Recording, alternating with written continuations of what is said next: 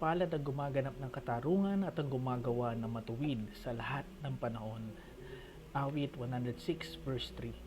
Sa ating pagdiriwang ng ika-124 na Police Service Anniversary, pinapaala sa atin ng salita ng Diyos ng tunay na pagpapala ay nasa mga tapat na gumaganap ng katarungan at patuloy na namumuhay sa katuwiran.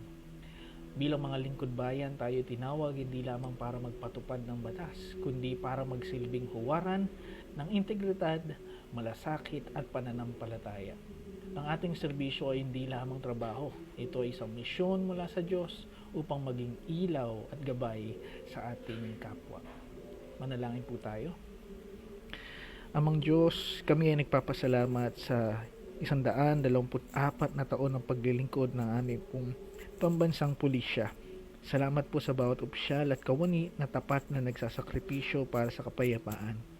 Kaayusan, patuloy po kaming bigyan ng lakas, karunungan at pusong may takot sa iyo. Ilayo mo po kami sa mga tukso, gabayan sa paggawa ng tama at pagpalain ang aming mga pamilya. Nawa ang aming serbisyo ay maging kalugod-lugod sa iyo at kapaki-pakinabang sa aming bayan. Ito po ang aming samot dalangin sa inyong banal at matamis na pangalan. Amen.